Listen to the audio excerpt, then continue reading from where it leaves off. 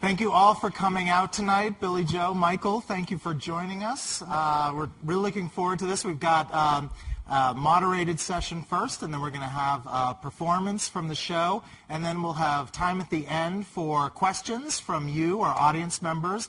We'll have microphones at the end of either aisle, so you'll be able to line up. I'll cue you when we're going to get going with that. So, Billie Joe, I'd love to start. When you and Mike and Trey, the members of Green Day, created the album American Idiot in 2003 and 2004, you were setting out to create a rock opera of sorts around several characters, but one particularly, the Jesus of Suburbia. And I'd love to know what was the inspiration for the album and for the story that you all wanted to tell.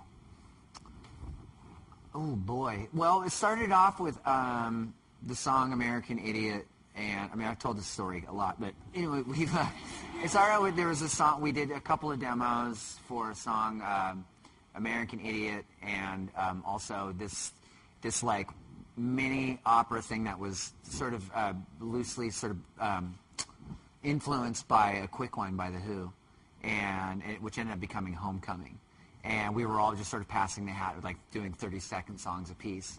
And then we played them for our producer, Rob Cavallo, and he was saying, this is what, let's do this. And, and he really loved American Idiot, and he really liked the idea of, I said, well, why don't we should just do what if we actually went after a rock opera? We were even afraid of saying that because it sounded so prog rock or something. It sounded like very Jethro Tull or something, And so we... then we started talking about like who is the American Idiot? What is the American Idiot? And I was like, and that song was just speaking from my own perspective, just like I feel lost and censorship and like and just kind of this world of like war and all this stuff. And I think at the time I wasn't really writing songs that were really hammering home like certain feelings of that was kind of getting deep down into your demons. Mm-hmm. And so it was like, so after I was like, well, who is American Idiot? And then, I was on a walk and I just started walking around and just thinking, and the first thing I was like, I'm a son of raging love, and then Jesus of Suburbia, and I was, oh man, this is good.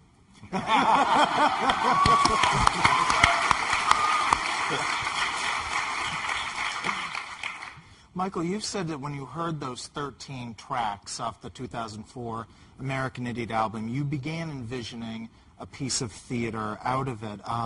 You as a director of Spring Awakening, of several other shows, why did you see American Idiot working as the basis of a musical? What was it about that album?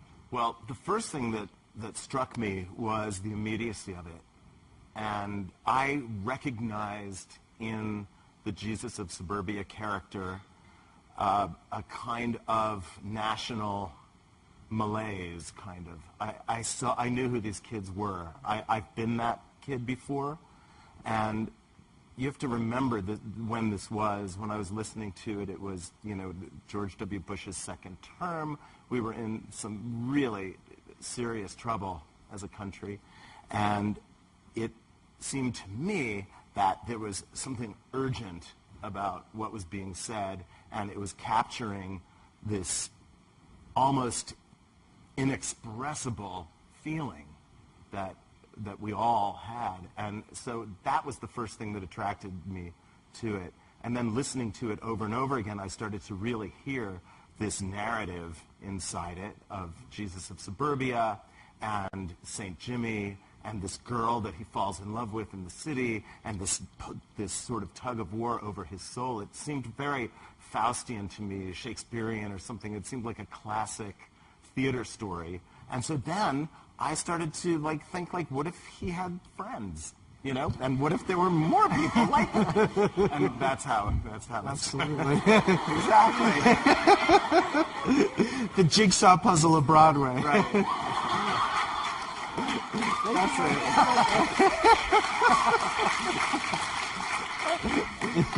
it. You know, you guys collaborated together for a few years on the book, the script, and the concept of American Idiot to bring the musical, American Idiot the musical, to bring it to life. What were some of the most interesting, challenges or sort of things you needed to decide in terms of creating a musical out of this? What were some of the things you really, sort of talked over, wrestled over? Well, one of the biggest issues that we had was deciding who St. Jimmy was to this story, because there are lots of different ways to interpret it. I think it's wonderfully ambiguous on the album, and you could read it in lots of different ways. My first read on it was that it was a little Fight Clubby, you know what I mean? Like Jesus of Suburbia was Ed Norton, and St. Jimmy was Brad Pitt, that kind of thing. Right. But it could also be the same person,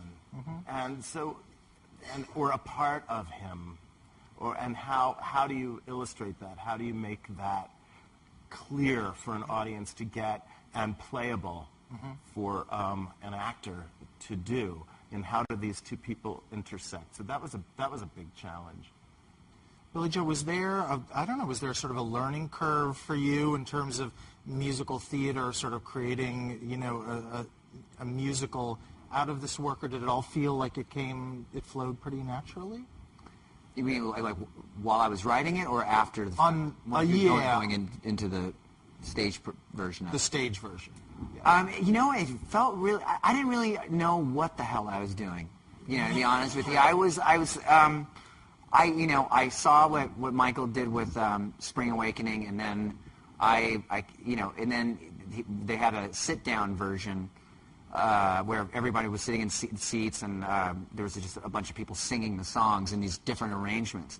And then, as soon as I was able to hear it that way, I was completely into it. I could visualize it. I was like, oh, this can work, definitely. And just all the women singing, and just like the beautiful harmonies, cello and violin, and it was just like, oh man, it was like being at your own funeral. Fabulous. Good time. All right. Did you grow up with musicals necessarily? Was I don't know, theater, stage theater part of your? A little bit. It was I learned songs like certain just front. As I started getting into music when I was 4.5, and then I was learning show tunes and standards and things like that, and at the same, and a little later I was getting into rock and roll. But what I think it ended up kind of getting into my head was a sense of melody, because you hear a lot of quote unquote pop punk bands or whatever, and it's just very generic. Like you hear what they do, and it's just like, and that's my song, and it's my song. There's no, there's no